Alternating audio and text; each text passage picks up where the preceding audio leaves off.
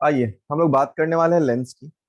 तो लेंस होता क्या है, अगर डेफिनेशन ऑफ लेंस लिखा जाए कि लेंस क्या है, लेंस क्या है, तो अगर लेंस को डिफाइन किया जाए तो ये एक ट्रांसपेरेंट मटेरियल है जो कि बाउंड किया जाता है किसी दो रिफ्रैक्टिंग सरफेस से, आउट ऑफ विच कोई भी एक एटलीस्ट कर्व होना चाहिए। तो इसको अगर डिफाइन किया जाए तो it is a piece of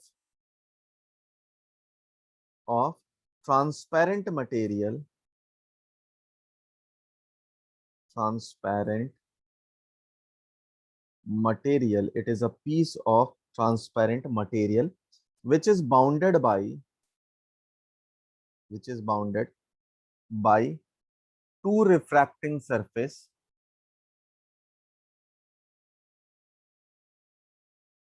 two refracting surface out of which out of which at least one is curved। दोनों में से कोई एक कर्व होना चाहिए, मिनिमम। दोनों हो तो अच्छी बात, ठीक है। तो ये है लेंस का बेसिक डेफिनेशन, ठीक है। इसी पे बेस्ड लेंस दो टाइप के होते हैं, एक होता है स्फेरिकल लेंस और दूसरा होता है सिलेंड्रिकल सिलेंड्रिकल लेंस। जैसा कि नाम बोला गया स्फेरिकल, मतलब यहाँ पर जो कर्व पोर्शन निकाला जाएगा वो स्फेरिकल्स होंगे या वो स्फीयर्स होंगे। तो इसको लिखा जाए, if the curve surface are spherical, if the curve surface are spherical are spherical, then it is called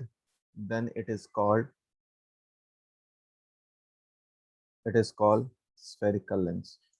अगर cylindrical लेंस की बात की जाए कि if the curve surface are cylindrical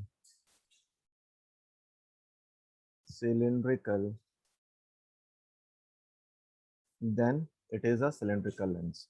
ठीक है, ये डेफिनेशन हम लोग इसको लिख सकते हैं। अब बात करते हैं हम लोग कॉन्वेक्स लेंस कैसे हैं और कॉनकेव लेंस कैसे हैं। तो याद करो, केव जैसा सरफेस बना हुआ, ये केव के जैसा है, केव के जैसा है, केव के जैसा है। मतलब ये वाला जो पोर्शन है वो पतला होगा बाकी कंपैरिजन, मतलब जो सेंट्रल पोर्शन होगा वो थिन होगा, इसीलिए उसका नाम दिया है कॉनकेव। ठीक है, इसको डाइवर्जेंट लेंस भी बोला जाता है। अब जरूरी नहीं है कि ये हमेशा ही डाइवर्जेंट हो, कभी कभी ये कन्वर्जेंट भी बनेगा। कैसे बनेगा हम लोग उसको देखेंगे। अब कॉन्वेक्स लेंस की बात की जाए तो इसका जो सेंटर वाला ये फुग्गा जैसा होगा, फुला हुआ होगा बीच में, है ना, पेटू है बीच में फुला हुआ है। और इस साइड और इस साइड ये कैसे हैं, कम थिकनेस है, यानी कि जो सेंटर वाला पोर्शन है वो थिक होगा बाकी पोर्शन के कंपैरिजन। तो इसको हम लोग कॉन्वेक्स लेंस बोलेंगे। अब मान लो इसके एक पोर्शन को आपने कट कर दिया, मतलब जैसा ये वाला है कि इसका दूसरा पोर्शन भी होता, बट आपने इसको एक पार्ट को कट कर दिया, तब जो नाम बनेगा वो क्या बनेगा, प्लेनो कॉन्वेक्स। एक साइड प्लेन है, एक कॉन्वेक्स है, इसलिए प्लेनो कॉन्वेक्स। मान लो कॉनकेव बनाता, यानी कि अपने पास कॉन्वेक्स पार्ट कौन सा है बेटा, ये कॉनकेवेक्स पार्ट था, और उसको कॉनकेव पार्ट से कनेक्ट कर दो आप, उसको कॉनकेव पार्ट से। तो देखो कॉनकेव का अपने पास ये वाला पार्ट को ले लिया और इसका ये वाला पार्ट को ले लिया, इसका ये पार्ट और इसका ये पार्ट को ले लिया, लिए पार्ट को ले लिया। तो दोनों पार्ट को आप लिया तो क्या हुआ, ये बना अपने पास और ये ऐसा बना। यानी कि बेटा ये पार्ट को अगर आप बोलते हैं तो इसका नाम क्या है, ये किससे किससे मिलकर बना है, कॉनकेव से मिलकर बना है और कॉन्वेक्स से मिलकर बना है, तो इसलिए इसका नाम हुआ कॉनकेवो कॉन्वेक्स। सिमिलरली, जैसे ये वाला पार्ट को, इस वाले लेंस को आप सिंपल कॉन्वेक्स लेंस भी बोल सकते हैं और डबल कॉन्वेक्स लेंस भी बोल सकते हैं, क्योंकि दोनों साइड इसके कॉन्वेक्स है। वैसे ही नीचे वाले को आप डायरेक्टली कॉनकेव भी बोल सकते हैं या फिर डबल कॉनकेव लेंस भी बोल सकते हैं। इस वाले पार्ट को अब देखो, इसका भी एक पार्ट कॉनकेव है एक पार्ट प्लेन है, तो प्लेनो कॉनकेव। अब वापस से कॉनकेव भी और कॉन्वेक्स भी इसको ऐड कर दिया जाए, मतलब ये वाला पार्ट को उठाकर इसके साथ ऐड कर दिया जाए, तो जो लेंस बना है, यानी एक कॉन्वेक्स है और एक कॉनकेव है, तो क्या बना वो, कॉन्वेक्सो कॉनकेव बना। जो बात करी अभी तक। तो वो बात में क्या था, हमारे पास लेंस था। अब बात करते हैं, जो हम लोग पढ़ते हैं वो होता है थिन लेंस। थिन लेंस की बात करते हैं। मतलब थिन लेंस कैसे लेंस है, ये वैसे लेंस है जिसका थिकनेस बहुत कम होता है compare to radius of curvature. So अगर इस लेंस को लिखा जाए तो these are the lenses, lenses whose thickness, whose thickness is very negligible,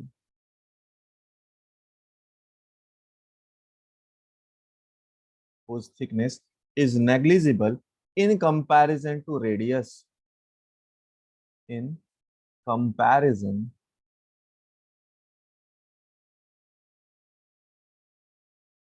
in comparison to the radius of curvature, radius of curvature,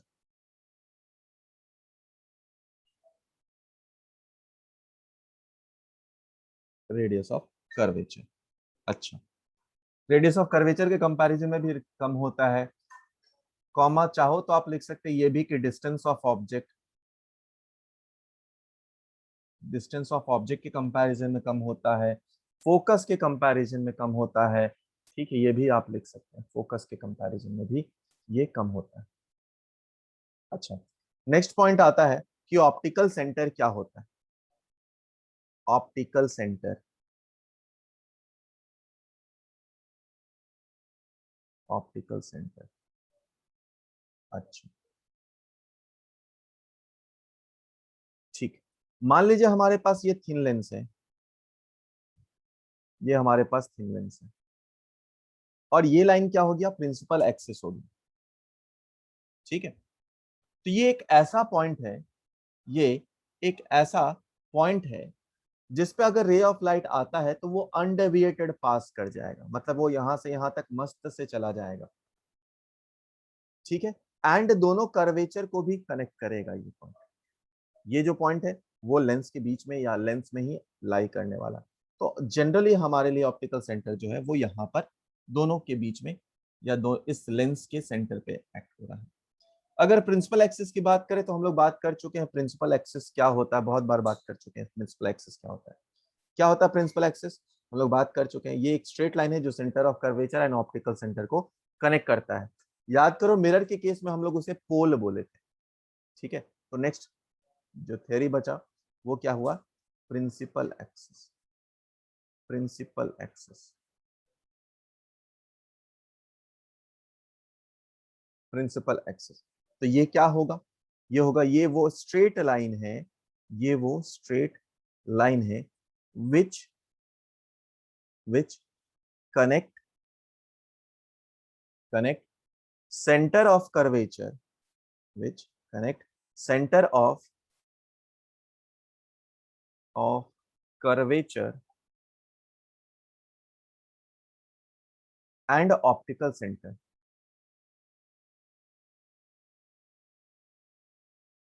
optical centre, ये कहलाएगा principal axis. अब देखो बेटा यहाँ पर दो पार्ट कर्व है ना, तो इसके दो फोकस होंगे। क्या क्या नाम है उस फोकस का वो अब हम लोग पढ़ेंगे, पहले यहाँ तक कॉपी कर लीजिए। अगर ऑप्टिकल सेंटर को हमें डिफाइन करना है उसका डेफिनेशन लिख लीजिए, उसका डेफिनेशन लिख लीजिए। It is a point at the principal axis, it is point at principal axis of a thin lens, of a thin lens through which, through which, through which ray of light passes,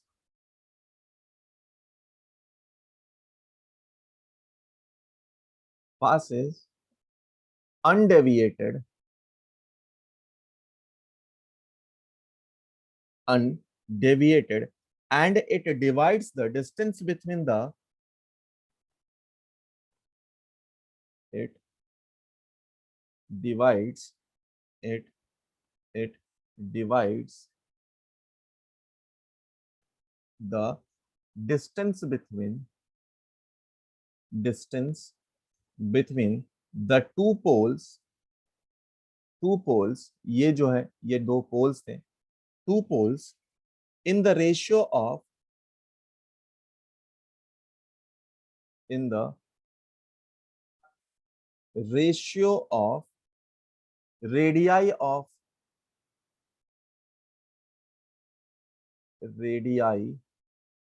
of the two surfaces.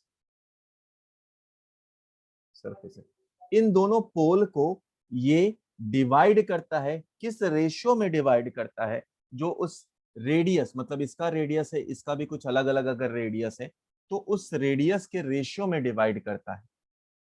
हम लोग थोड़ा और समझते हैं कि lens बना कैसे। तो याद करो, हम लोग जब एक सरफेस काट रहे थे तो क्या किया था, इससे कोई एक पोर्शन कट किया था, मान लीजिए इससे भी हम लोगों ने एक पोर्शन कट कर दिया, तो ये पोर्शन को हम लोगों ने यहां से कट किया। आइए जरा समझते हैं। ये हमारे पास एक पोर्शन है, इसको कलर थोड़ा मैं ज्यादा चेंज करता हूं, ये पोर्शन, ठीक है। तो मान लिया ये रेडियस 1 एक से लिया और दूसरे से लिया यहां से, अभी रेडियस 2 रहेगा। दूसरा का C2 भी होगा, इसका C1 भी होगा। अच्छा, तो ये वाला पोर्शन को हम लोगों ने यहाँ पे रख दिया, इस वाले पोर्शन को यहाँ एक को रखा। तो जिसको यहाँ रखा होगा इसका सेंटर ऑफ कर्वेचर यहाँ पर होगा, तो इसे मान लो CT ले लिया और इसको R2 ले लिया, R2 बोल देता हूँ, इसको R1 C1। तो ये है R2। इसका पोर्शन जो आपने कट किया है उसको आपने यहां से यहां कनेक्ट किया। तो ये था हमारा एक स्फीयर का पोर्शन और ये था दूसरा, ये है R1। तो इसका सेंटर ऑफ कर्वेचर कहीं यहां पर है। अब इन दोनों का जो रेशियो होगा, ये पॉइंट, ये हमारा क्या कहलाया, ऑप्टिकल सेंटर कहलाया। अगर मैं बात करूं कि C1 एंड C2 क्या है, तो अगर बात किया जाए तो C1 C2 ये क्या है, centre of curvature, centre of curvature of 1 and 2 surface, centre of curvature of 1 and 2 surface. अगर R1 R2 की बात की जाए तो वो क्या है, R1 एंड R2 की बात की जाए तो वो क्या है, वो है radius of curvature of 1 and 2। अगर ये वाला लाइन कौन सा, यही तो है प्रिंसिपल एक्सिस। तो प्रिंसिपल एक्सिस क्या था, सेंटर ऑफ कर्वेचर को कनेक्ट कर रहा है,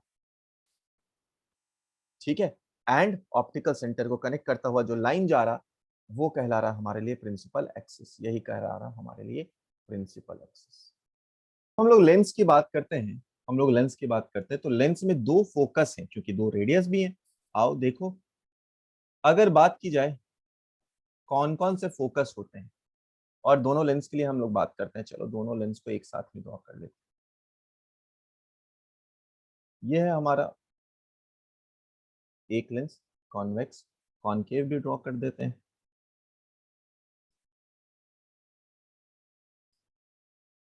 अच्छा, मान लीजिए बेटा ऐसा केस गया हमारे पास, ऐसा केस बताया गया कि ऑब्जेक्ट को आप किसी एक ऐसे पॉइंट पे रखते हैं, ऑब्जेक्ट को किसी ऐसे पॉइंट पे रखते हैं कि यहां से जो रेज निकल रही हैं after refraction through the lens, ये प्रिंसिपल एक्सिस के पैरेलल हो जाए। ये पॉइंट हमारे लिए क्या कहलाते हैं, ये पॉइंट क्या कहलाता है, ये है पहला फोकस। तो इसी को हम लोगों ने क्या बोला, first focus, first focus, first focus. तो अगर इसको डिफाइन किया जाए तो ये क्या बोला जा सकता है, ऐसा point, a point where object should B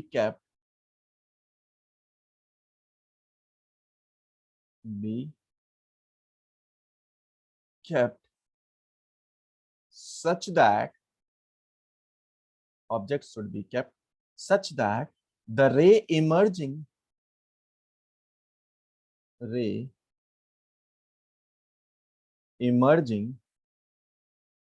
after refraction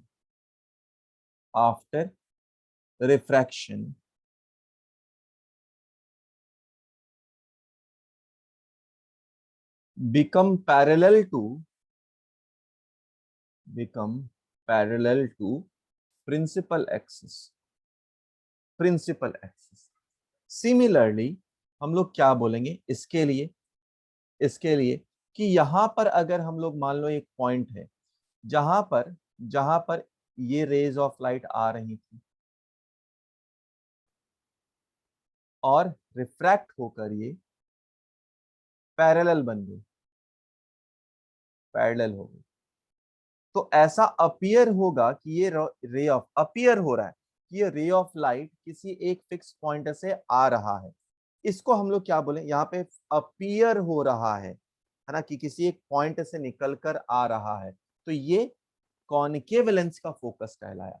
तो अगर फर्स्ट फोकस की बात करें कॉन्वेक्स लेंस की, तो ये किधर है, रे ऑफ लाइट के प्रोपोगेशन के अपोजिट डायरेक्शन में, यानी फर्स्ट फोकस कैसा है कॉन्वेक्स का, नेगेटिव। इसके लिए भी फर्स्ट फोकस कैसा है, इसके लिए फर्स्ट फोकस पॉजिटिव है। क्या है फर्स्ट फोकस, ठीक है। आइए अब बात करते हैं अगर सेकंड फोकस की क्या है, तो हम लोग बात कर रहे हैं सेकंड फोकस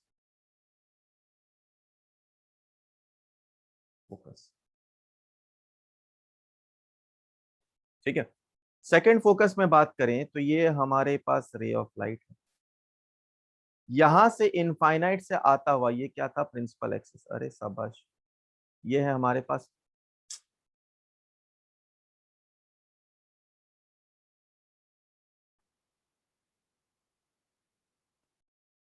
ये है प्रिंसिपल एक्सिस। तो अपने पास जो इनफाइनाइट से रेज आ रही हैं, यानी जो पैरा एक्सेल रेज आ रही है आफ्टर रिफ्रैक्शन, ये जिस पॉइंट पे कन्वर्ज हो जाती है, आफ्टर रिफ्रैक्शन ये जिस पॉइंट पे कन्वर्ज हो जाती हैं, ये पॉइंट कहलाता है हमारे लिए सेकंड फोकस। तो सेकंड फोकस इसके लिए क्या है, अगर इसके लिए बात किया जाए तो सेकंड फोकस कैसा है हमारे लिए, ये पॉजिटिव है। सिमिलरली सेकंड फोकस अगर इसके लिए बात किया जाए तो सेकंड फोकस इसके लिए किधर आएगा,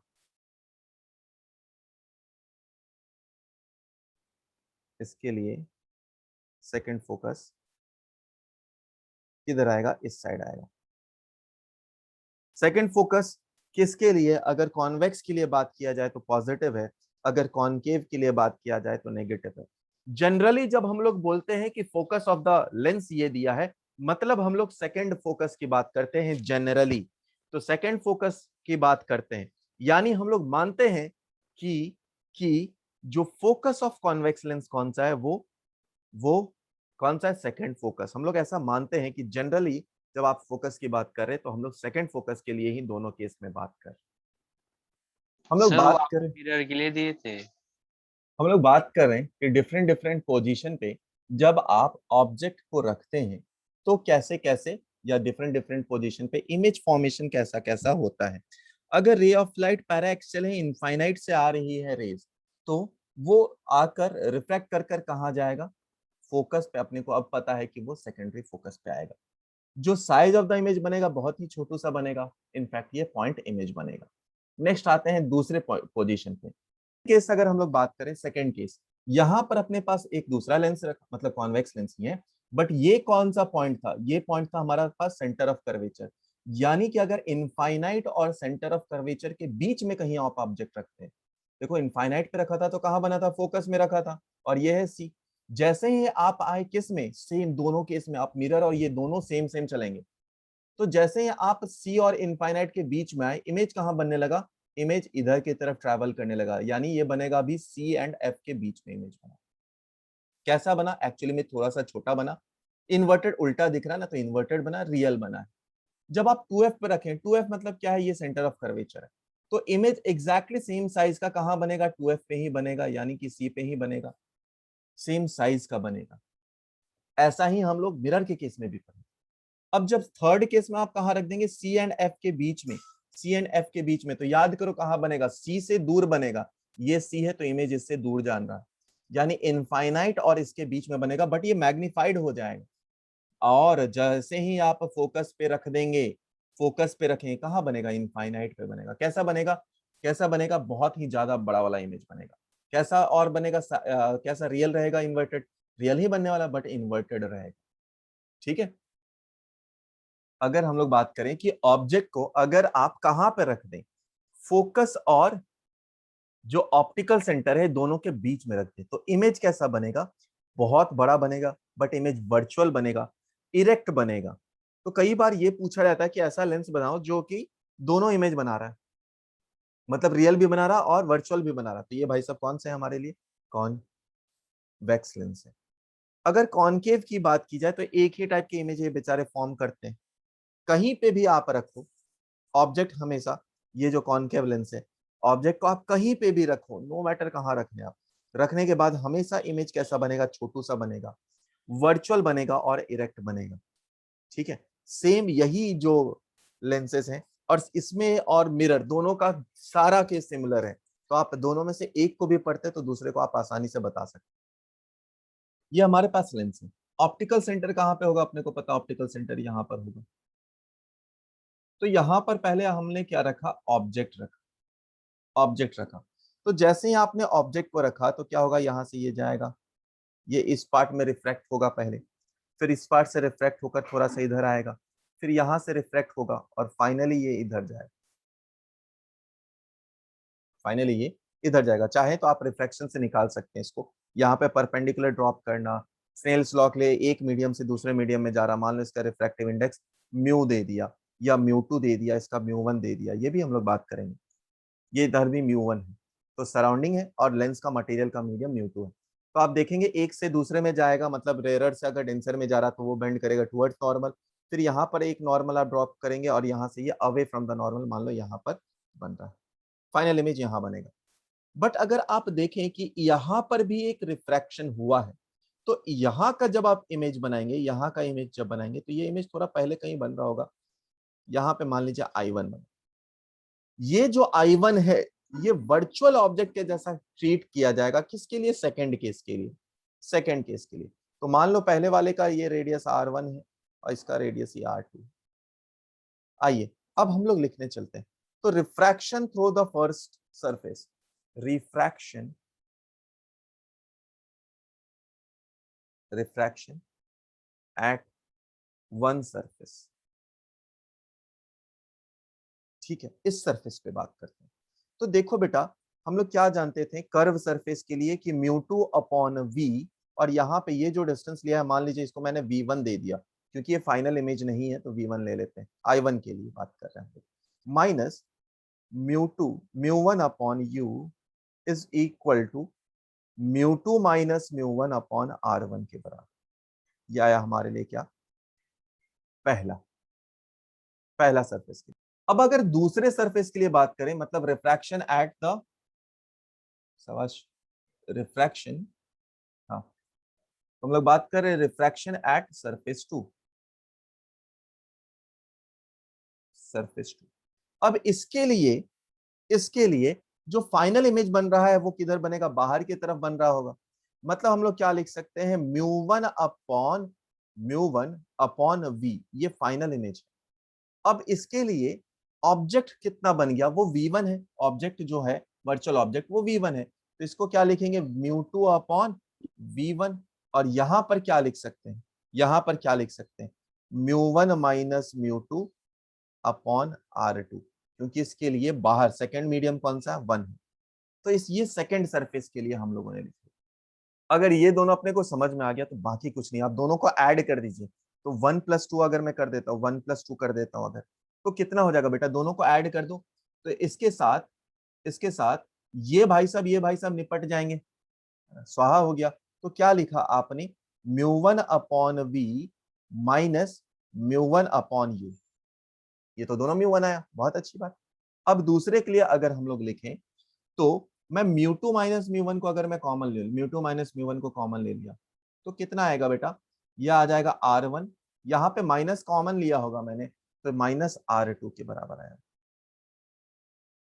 म्यू वन से डिवाइड कर दो तो अपने पास क्या आया, 1/v minus 1/u is equal to, ये आया हमारे पास कितना, ये आया हमारे पास कितना, ये आया mu two upon mu one minus one.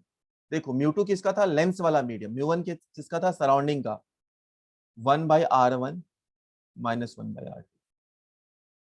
यहां से हम लोगों ने आप बाद में बोला ये लास्ट पार्ट है ना, तो ये फर्स्ट पार्ट, ये बी पार्ट और ये सी पार्ट बन लिख रहे हैं। तो हम लोगों ने बोला कि अगर ऑब्जेक्ट को, if object is placed at infinity, मतलब u की वैल्यू को अगर आपने इनफाइनाइट ले लिया तो v कहां बनेगा, फोकस पे बनता है। यानी कि आप क्या लिख सकते हैं, 1/f इज इक्वल टू, यह आया हमारे पास μ2 minus μ1 minus 1/r1 minus 1/r2। इसी को हम लोगों ने बोला क्या, लेंस मेकर फॉर्मूला। तो ये क्या कहलाया हमारे लिए, ये कहलाया हमारे लिए लेंस मेकर फॉर्मूला, LMF लिख दे रहा हूं मैं, लेंस मेकर फॉर्मूला। अच्छा, लास्ट पार्ट बेटा, लास्ट पार्ट। अब देखो इस पूरे के जगह पे हम लोग क्या लिख सकते हैं, F लिख सकते हैं। यानी हम लोगों ने लिखा 1/v minus 1/u is equal to 1/f लिखा। ये आया हमारे पास क्या, लेंस फॉर्मूला। ये आया हमारे पास लेंस फॉर्मूला। मान लीजिए बेटा हम लोग कॉन्वेक्स लेंस की बात कर रहे हैं, कॉन्वेक्स लेंस की बात कर रहे हैं तो इसके लिए u की वैल्यू किधर होगी, u तो यहाँ पे रखा हुआ है, यानी u थोड़ा नेगेटिव होगा। v इस साइड बन रहा, मतलब v हमारे लिए पॉजिटिव है। r1 की बात करें, अगर ये सरफेस हमारा r1 है, r1 तो r1 कैसा है, पॉजिटिव है।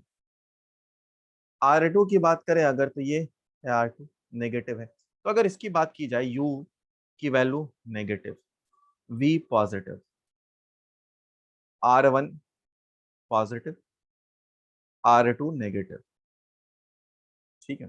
तो फोकस कैसा रहेगा इसका, इसका जो फोकस रहेगा वो कितना होगा बेटा, इसका अगर आप फोकस की बात करें तो बाकी सब कुछ तो ठीक है। यहाँ वाला जो टर्म है अपने पास वो क्या रहेगा, 1/r जो कि नेगेटिव या r1 पॉजिटिव है, माइनस ऑफ माइनस 1/r2 रहेगा। माइनस माइनस क्या हो जाएगा, प्लस हो जाएगा। यानी जो फोकस आएगा हमारा वो ग्रेटर देन 0 है, मतलब फोकस इस साइड बनेगा, फोकस इसी साइड बनेगा। इसीलिए हम लोग प्रिंसिपल फोकस इसका किसका मान लेते हैं हम लोग, जो सेकंड फोकस था। सिमिलरली अगर आप बात करें कॉनकेव की, ये रहा कॉनकेव, इसके लिए अगर यू की बात करें हम लोग, ये है किसका, इसका ये है r1, ये है r2, r2, u तो वही नेगेटिव ही रहेगा। तो u इस केस में नेगेटिव है, v कैसा है, v डिपेंड कर रहा है। चलो v, चाहे मैक्सिमम केस में होगा कि v इधर ही बन जाएगा, तो नेगेटिव वो भी रह सकता है।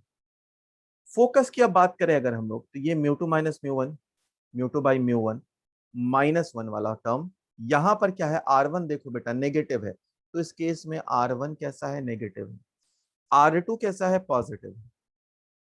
यानी कि -1/r1 -1/r2 है। यानी कि इस केस में जो फोकस अगर आप देखें तो फोकस नेगेटिव है, मतलब फोकस किधर है, इस साइड है फोकस। इसीलिए हम लोग क्या बोलते हैं, फोकस ऑफ कॉनकेव लेंस कैसा है, नेगेटिव है। इसीलिए ये बात हम लोग बोलते हैं। तो हम लोग दोनों तरीके से क्या बोल सकते हैं कि फोकस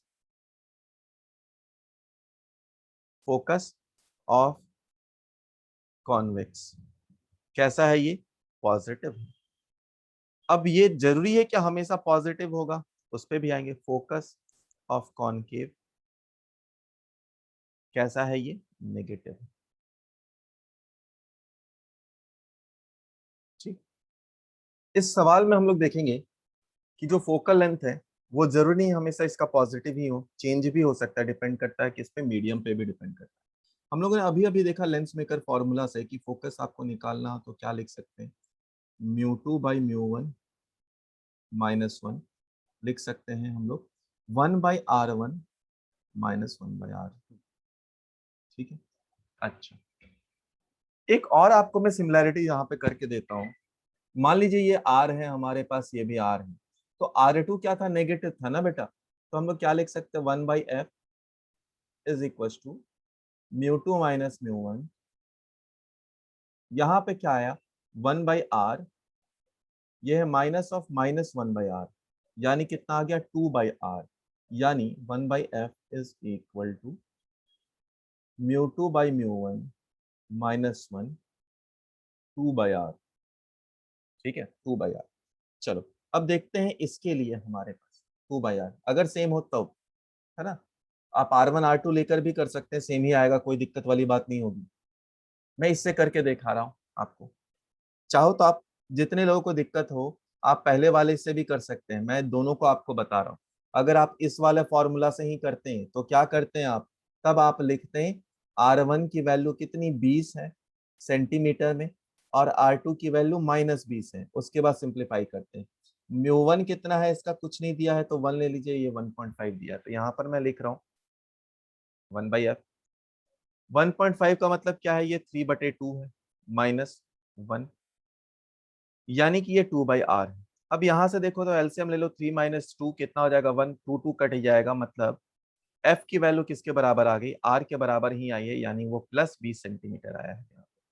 ठीक है, r की वैल्यू बेस आप पुट कर दो, r की वैल्यू कितनी 20 सेंटीमीटर। ये हुआ पहला पार्ट। अगर दूसरा सवाल बनाना, नीचे वाला देखो बेटा, अब ये क्या आ रहा हमारे पास, बता रहा है क्या, अच्छा कॉन्वेक्स लेंस कैसा है, यहाँ पर कॉन्वेक्स लेंस का फोकस कैसा है, पॉजिटिव है।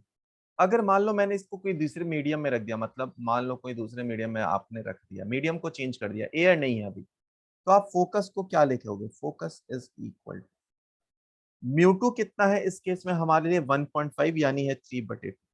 म्यू1 कितना है, म्यू2 की वैल्यू है 3/2, और म्यू1 की वैल्यू है 2, तो उसको रख दिया 2, -1, यहां पर कितना आया 2/r। अब देखो बेटा, ये 2 क्या हो गया, 4 हो गया, यानी 1/फोकस इज इक्वल टू 4। 3 - 4 कितना हुआ, -1/4, -1/4 इंटू यहाँ पर कितना आया r/, ये 2/20। तो इसको सिंप्लीफाई कर लिया, यानी फोकस की वैल्यू कितनी आई, -40 सेंटीमीटर।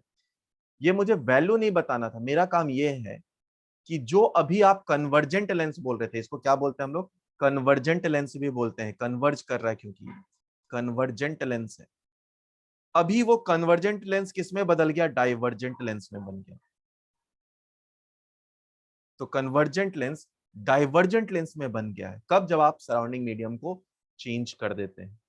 और इस पे बहुत सवाल पूछे थे। मान लीजिए ऐसा क्वेश्चन लिया जाए जैसा अभी हम लोगों ने लिया था कि इस भाई साहब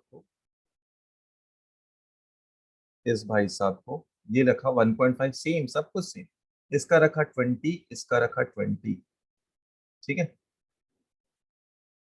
इसका फोकस निकालना पहला, दूसरा, तीसरा था ना, चौथा, इसी का दूसरा पार्ट कि सराउंडिंग मीडियम को चेंज कर दिया जाए। जो हमारा ये लेंस है, कुछ खराब ही लेंस बना है।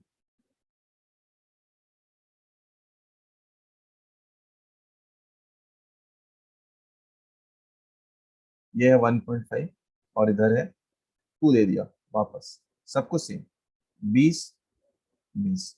अब आपको वापस से क्या करना है, दोनों केस में फोकस निकालना है।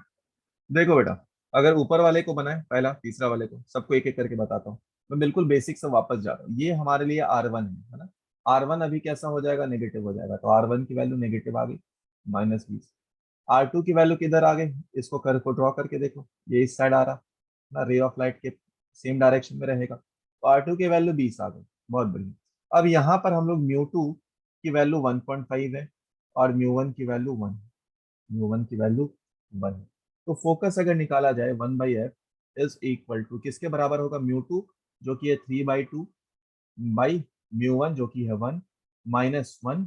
यहाँ पर क्या क्या आया बेटा, R1 की वैल्यू कितनी है, -20, तो -1/20। R2 की वैल्यू प्लस है, -1/20।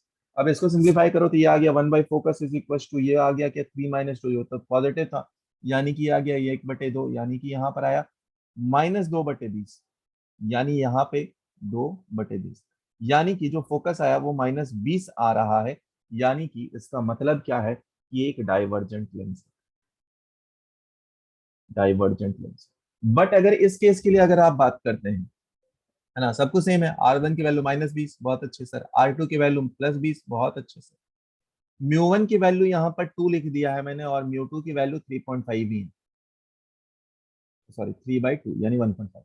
तो फोकस की वैल्यू कितनी होगी, ये आ गया हमारे पास 3/2 इंटू 2, मतलब 4 -1, यहाँ पे आया -2/20।